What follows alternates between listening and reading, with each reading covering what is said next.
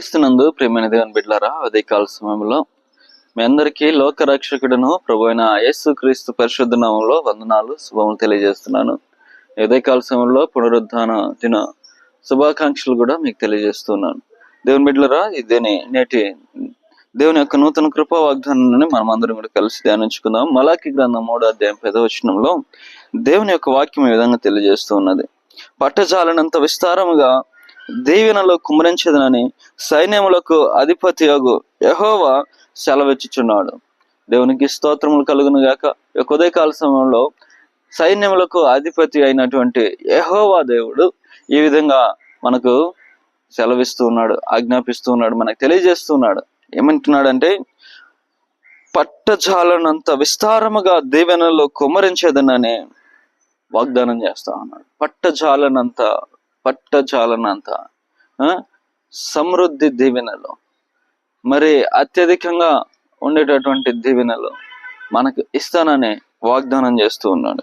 అవునండి, మన దేవుడు దీవెనలకు ఆశీర్వాదములకు ఆయన కారకుడు. ఒక వ్యక్తి ఆశీర్వదించబడుతున్నాడు అంటే కారణం మన దేవుడే. సైన్యములకు అధిపతి అయినటువంటి యెహోవానే ఒక వ్యక్తిని ఆశీర్వదిస్తాడు. మీరు గమనించండి, ఆది నుంచి ప్రారంభం మొదలుకొని దేవుడు ఒక్కొక్కరిని ఆశీర్వదిస్తున్నటువంటి క్రమాన్ని మనం చూడొచ్చు. అవునండి, ఈరోజు కూడా దేవుడు నీతో మాట్లాడుతూ ఉన్నాడు, వీక్షిస్తున్న మీతో మాట్లాడుతున్నాడని వాక్యం చెప్తా ఉంది. పట్టజాలనంత విస్తారముగా మిమ్మల్ని ఆశీర్వదిస్తానని దేవుడు తెలియజేస్తూ ఉన్నాడు. దేవుని బిడ్డలారా, ఈ ఉదయకాల సమయంలో దేవునికి నమ్మకంగా ఎవరైతే జీవిస్తారో, ఎవరైతే వారి జీవితంలో దేవుని కలిగి ఉండి నమ్మకంగా విశ్వాసముతో జీవిస్తారో, దేవుని యందు నిరీక్షణ కలిగి జీవిస్తారో, శ్రమలలో శోధనలలో వాటన్నిటిని జయించిన వారై నమ్మకంగా క్రీస్తు కొరకు జీవిస్తారో, వారు ఈ యొక్క ఆశీర్వాదాలు దీవెనలు పొందుకుంటారండి. అవునండి, మీరు చూడండి, ఊజు దేశములో మరి యోబు కంటే ధనవంతుడు లేడు అని మనం లేఖనాల్లో ధ్యానిస్తూ ఉన్నాం. ఎందుకంటే అతను యథార్థవంతుడు, నీతిమంతుడు, చెడుతనమును అసహించుకున్నటువంటి వ్యక్తి కనుక దేవుడు అతన్ని గొప్పగా ఆశీర్వదించడం మనం చూస్తూ ఉన్నాం. ఈరోజు నీవు కూడా ఆశీర్వదించబడాలి అంటే, విస్తారమైనటువంటి దీవెనలను పొందుకోవాలి అంటే అవి దేవుని దగ్గర నుంచి వచ్చేవి గనుక దేవునికి నువ్వు నమ్మకంగా, నీతిగా, యథార్థంగా నువ్వు జీవించాలి. ప్రజల పట్ల గొప్ప ప్రేమను కలిగి ఎక్కడ కూడా పాపమునకు తావు ఇవ్వకుండా, చోటు ఇవ్వకుండా నువ్వు దేవుని కొరకు నమ్మకంగా నువ్వు జీవిస్తే గనక దేవుడు నీతో మాట్లాడుతున్నాడు. నీకు పట్టజాలనంత విస్తారముగా దీవెనలు కురిపిస్తానంటున్నాడండి. అంటే నీకు ఇంకా నీ జీవితంలో ఏ కొదువ కలగదు, ఏ కొదువ నీకు కలగదు, ఎటువంటి కొరత నీకు ఉండదు. నువ్వు సమృద్ధి దీవెనలు పొందుకుంటావు.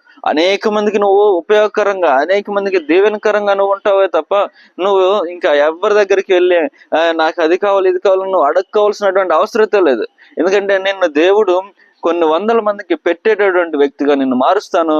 నీ జీవితంలో పట్టజాలనంత విస్తారముగా దీవెనలు కుమ్మరిస్తానని దేవుడు తెలియజేస్తున్నాడండి. ఈరోజు ఒకవేళ నీ పరిస్థితి బాగలేదేమో, నీ సమస్యలతో నువ్వు కృంగిపోతున్నావేమో, అయితే దేవునికి నమ్మకంగా జీవించడం ప్రారంభించు.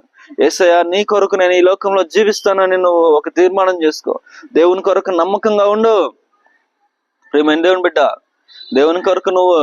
దేవుని కొరకు నమ్మకంగా నువ్వు జీవించడం ప్రారంభించినట్లయితే, విశ్వాసము, నమ్మకము నీలో ఉన్నట్లయితే దేవుడు నిన్ను పట్టజాలనంత విస్తారముగా దేవుడు నిన్ను ఆశీర్వదిస్తాడు. ఆయన అంటున్నాడు, ఆకాశపు వాక్యాలను తెరచి అంటున్నాడు. ఆయన ఆకాశపు వాక్యాలను తెరచి దేవుడు పట్టజాలనంత విస్తారమైనటువంటి ఆశీర్వాదాలను నీకు ఇస్తాడు. కాబట్టి నువ్వు ఆయన కొరకు నమ్మకంగా జీవించు. ఎందుకంటే దేవుడు మనల్ని ఎంతో ప్రేమిస్తూ ఉన్నాడండి.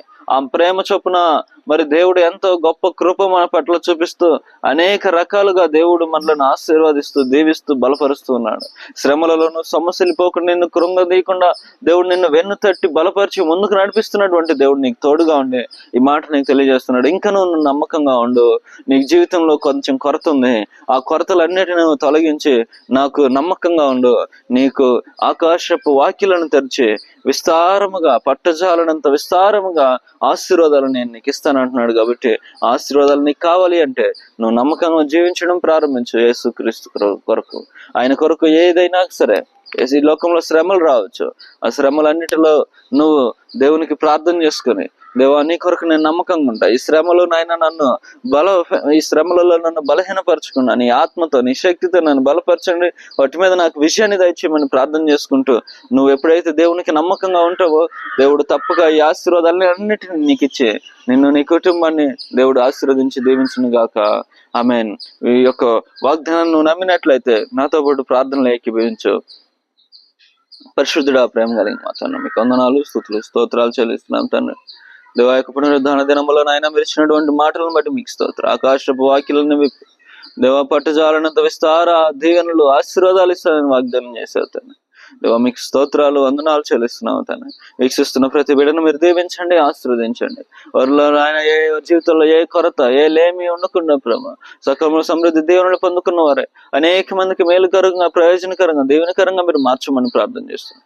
మీరే గొప్ప కార్యాలు చేయమని దేవ తండ్రి ఈ ఉదయకాల సమయంలో ప్రభు నీ బిడ్డలు వారు చేస్తున్న సకల ప్రయత్నాల్లో మీరు ముందుగా ఉండి గొప్ప కార్యాలు చేయమని యేసుక్రీస్తు పరిశుద్ధ నామములో ప్రార్థన చేస్తున్నాం తండ్రి.